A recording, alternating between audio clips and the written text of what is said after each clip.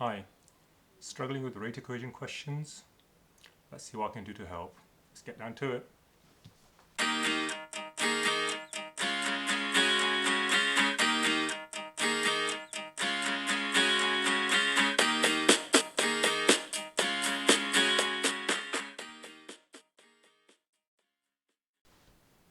Okay, so this question, let's have a look at the question.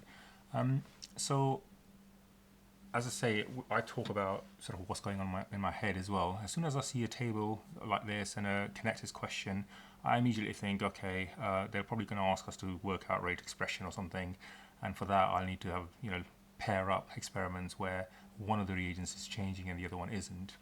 But anyway, let's read the question. So this question involves the use of kinetic data to deduce the order of a reaction and calculate the value for the rate constant. Blah, blah, blah, in a series of experiments.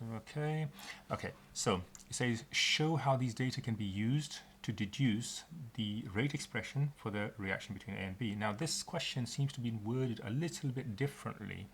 In that usually they say, work out order with respect to A, order with respect to B, and then work out the rate expression. But here they're saying show how these data can be used. So does that mean they want us to work out the rate expression or just tell them how it's done? In this kind of question, all it means literally is explain and then work it out. And that's what it means. So show, not only just work out the rate expression, but actually show how you did it. Okay, worth 3 marks. So let's get on with it. Let's see. So the first thing I'm going to do is I'm going to say, okay, well, which 2 experiments can I take where one of the reagents is changing and the other one's constant? And that seems like A and B. So, sorry, experiment 1 and 2, where reagent B is constant and reagent A is changing. Okay, so I'm going to do that. But remember, I've got to show it, so I've got to write down what I'm thinking as well. So what do I write down? So I write down compare, and now I'm not going to start writing essays, obviously, because I don't have all year to do this paper in. Compare experiment 1 and 2. And then I'm going to say is, well, when I do compare experiment 1 and 2, what is happening to A? So A, as I go from experiment 1 to experiment 2, and then what's happening to B? Well, nothing, obviously. And then, of course, for the rate expression, initial rate, what's happening? How's that changing?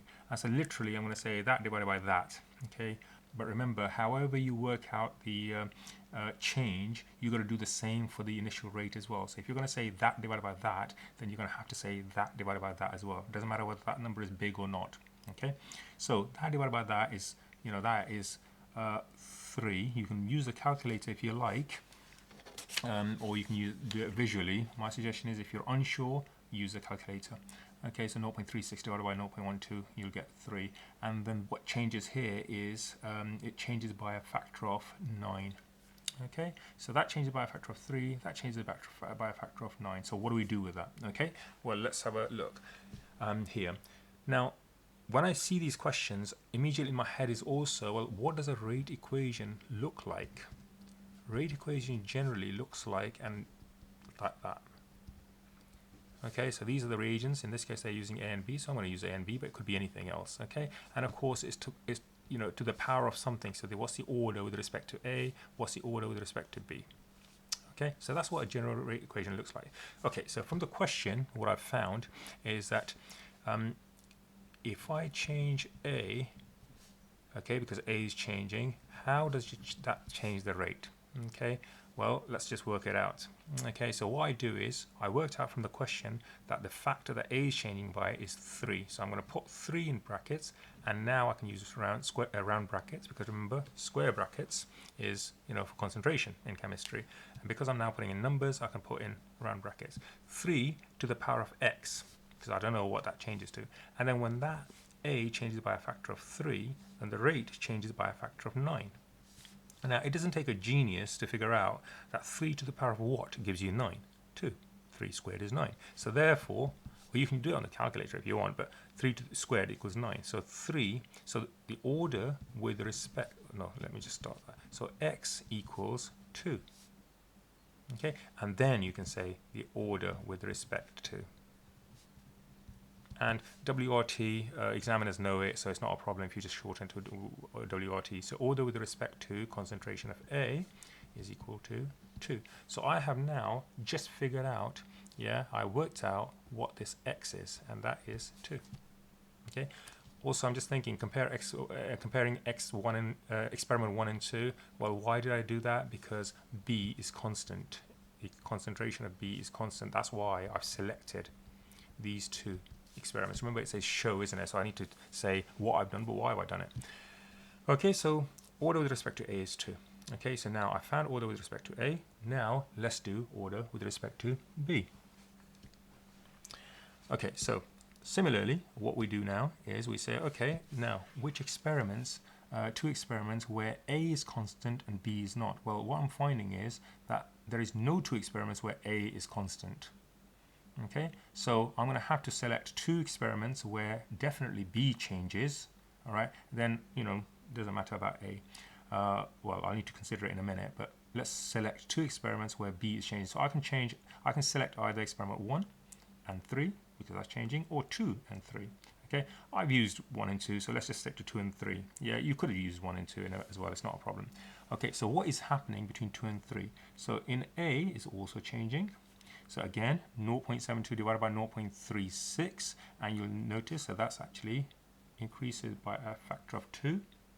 And then here, going again from 2 to 3. Now, just because this number is small, and I've seen students do this, just because this number is small does not mean you take now that divided by that. Because remember, you're going from here to here.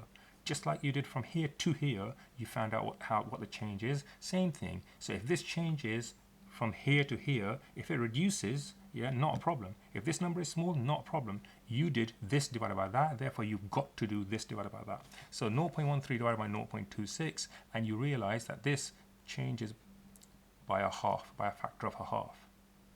Okay, and then what's happening to the rate? So the rate is changing by a factor of 2. Okay, now if the rate, so let's now put that in our expression just like we did for the A. Now here I know, so I'm finding out compare experiments. Remember, I've got to show what I'm doing, 2 and 3. Okay, and in this case I'm looking for B, obviously, but obviously I can't find two experiments where A is constant, so I'm going to have to include A here as well. But the good thing is I've already found out the order with respect to A, so I can literally, instead of putting X there, I can put that there, squared. Okay, and let's now slot in numbers that we got from the question. So A was changing by a factor of 2, so put a factor in there, and that's 2. Don't know what happened there, but anyway. And B is it changes by a factor of a half, and that we're still trying to work out what that y is.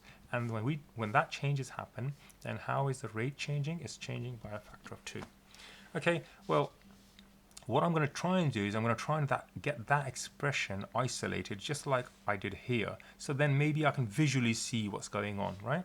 So what I'm going to do is, these are just numbers, 2 squared is 4. So all I'm going to do is I'm going to say that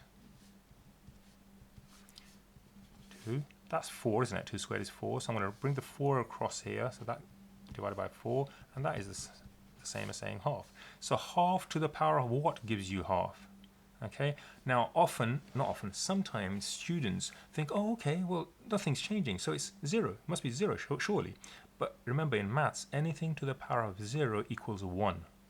Right? So if I put that to the power of 0, that should equal to 1, but it's not, it's half. So if you want this to remain half as it is, yeah, then you need to give it to the power of 1. So therefore, y equals 1, and therefore order with respect to B equals 1. And now what I've done is I have found out, move a little bit, I found out what y is. Y is to the power of 1. And I've not finished here now. I now need to write down the overall rate expression. And so that therefore the rate expression for this reaction is, remember K I've not found out, I'm not being asked to find out K, so I'm not going to bother. K, so A to the power of, squared, B, anything to the power of 1, you just leave it, and it's assumed to be power of 1. Okay, and there you go. And just in case the question asked you, which it hasn't, what's the overall order? Is 2 plus 1, which is 3. So the overall order is 3. Okay, so marking, so that would probably be 1 mark, that would probably be another mark. But remember, if you've not shown me, they might deduct marks, yeah? And of course, the overall equation is 1 mark. So that's worth 3 marks. Okay, excellent. Right, let's move on to the next part. So again, similar question, rate equation question. Immediately I'm looking at that and I'm thinking, to be calculated, okay, that means they're going to ask us to work that out. Okay, and also they've given me the overall expression, and they've given me a full set. Yeah, so that shouldn't be a problem. But anyway, let's just see what happens, what the question is asking you. The question is asking the data in table 2 will obtain 2 constant temperature. At constant temperature, because the rate constant changes, yeah, with changing temperature. So that's why they've specified that. Although you probably don't need to worry about it too much. Anyway, so let's look at the question. Use the data from the experiment 4 to calculate a value for the rate constant K. At this temperature, deduce the units of K. So in other words, they want you to use data from here to work out K. And then I'm assuming they want you to use that expression once you've found K to work out the rate for that. Okay, so let's do it. Let's get on with it. So what I'm going to do is